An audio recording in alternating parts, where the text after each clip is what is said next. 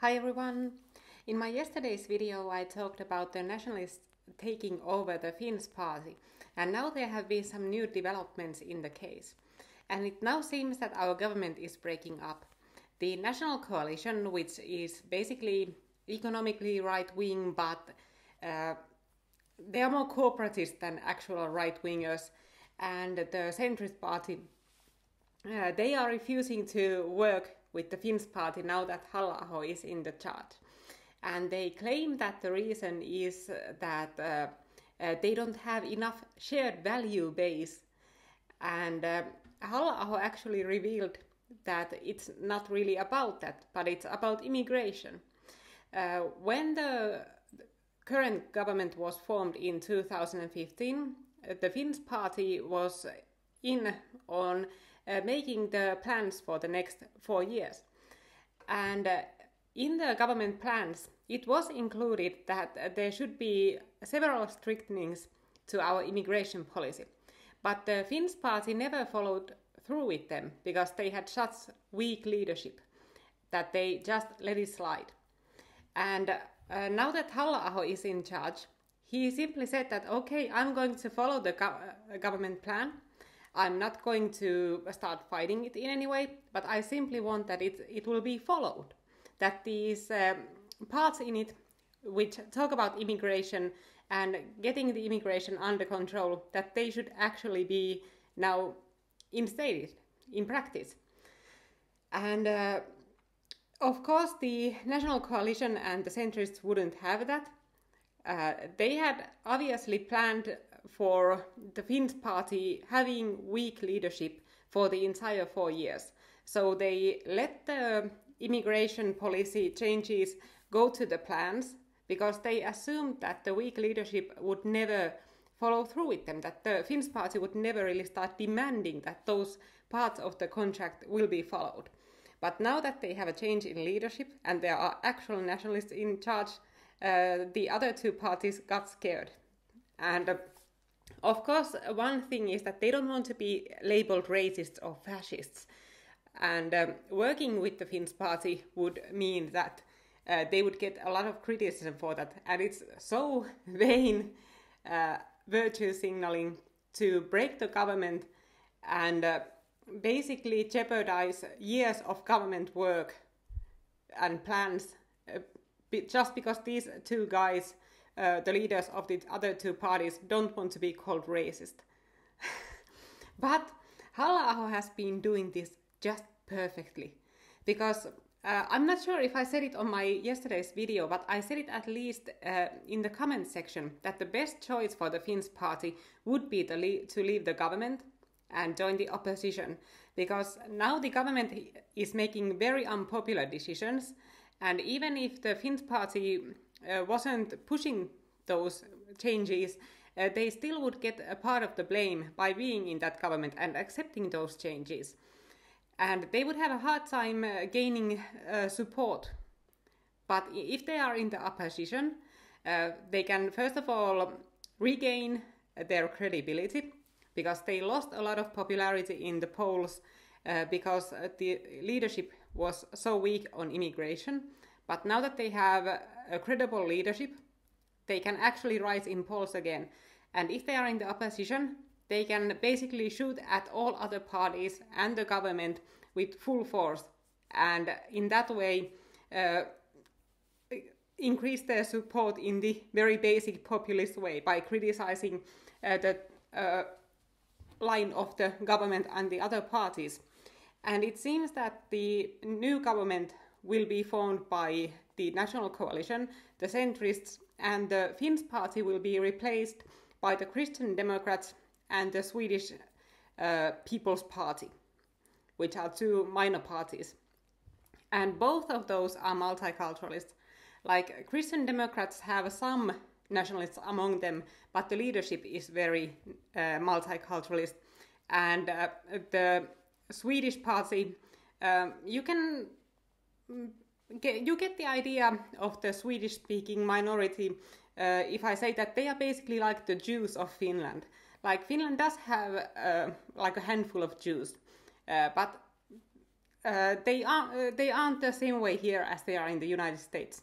But like in the United States, where Jews have a lot of power over the media, where they are very overrepresented among multiculturalists and very underrepresented among nationalists, the Swedish-speaking minority is the same over here. Like, they have a lot of power in the media, they have a lot of political power, a lot of economical power, and they are much more often multiculturalist than they are nationalists. I know maybe a handful of Swedish-speaking nationalists. So they're basically like the Jews of Finland, so you can expect hardline multiculturalism from them. And that is of course perfect for Halla-aho, because in 2 years this government won't be able to make permanent damage. But when they get more multiculturalists in, they will be loose on immigration, and they will spend their time jabbing on about human rights and international contracts and all the wonderful abstract values multiculturalists like to talk about, and they will make themselves even more unpopular. And all the while, the popularity of the Finns party will increase, because people will get fed up with the multiculturalist policies. Because of the Finnish people, over 80% want the asylum seekers who have gotten a negative asylum decision deported immediately. Over a half want very strict limitations to immigration. And there was a poll in which people were asked what sort of an imaginary party they would vote for if these parties existed. And most people, or the most popular choice, was the border closing party, which would mean a far-right party that would put a stop on immigration, and 25% of Finns would vote for that. So that's the potential the Finns party can reach, and even higher than that, if they can appeal to the right audiences outside the nationalists. So now everything is going to Halla-aho's plans. I assume he wanted to go to the opposition all along, but pretended as if he was interested in working in the government, so that he could make the centrist and the national coalition look like backstabbers and betrayers when they throw the Finns party out of the government. Because the Finns party helped with all of the things centrists and the coalition wanted to go with. But now that Finns start demanding that their demands are actually followed, that they get their fair share of the power, now they are thrown out. So this makes the centrists especially look like very bad guys, because our prime minister, the one who is in charge and who decides how the government is made up, is from that party. So this was extremely well played. It works on so many levels. Like, it makes the other two big parties look like bad guys. It highlights the fact that they don't want to tighten our immigration laws, because that was the deal breaker. Like, that was something they wouldn't do, that Halla-aho wanted them to do. Just follow the government plan about immigration and get it under control. And then he also made it very clear with that how weak the former leadership of the Finns party was.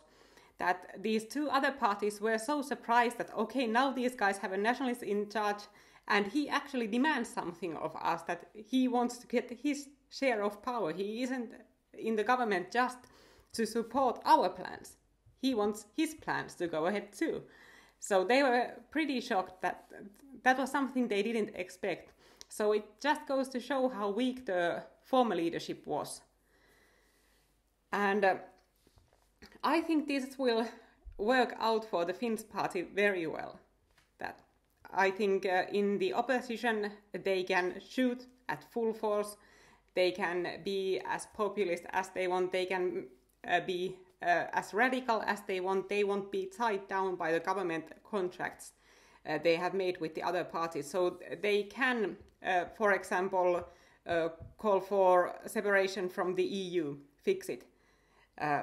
because the government plan includes a part that says that Finland is a member of the EU, and that won't be discussed. So if they were in the government, they would have to be very careful when talking about EU during the next 2 years. But if they are in the opposition, they can criticize the EU all they like, and they won't get in trouble for it. So I think that's the right move for now. And in the next couple of years, they will whip up some support and rise in the next election to have some real power and some real negotiation power in the parliament. And now the party, of course, is moving very strongly to the direction of, say, the Sweden Democrats or the Front National or the Freedom Party of Geert Wilders. And that's exactly what I wanted of them. I didn't want that semi-nationalist, conservative socialism the former leaders were practicing, and I don't want this like old-fashioned nationalism that's out of date. That is something that actually belongs in the 1930s. Like we have a new movement now, very modern movement that attracts a lot of young people, that is just as radical as it needs to be to get some attention to these ideas, to shift the Overton window, and it really works. And you can tell by how the alt-right, for example, is gaining popularity and how the Sweden Democrats have been rising. So this modern way of nationalism is the right way to go. And I really think now nationalists actually stand a chance. Like, it won't be a fast change, but now there is a party nationalists can actually trust, and they can trust that these party leadership, the people in the party leadership will actually be nationalists even when the election is done.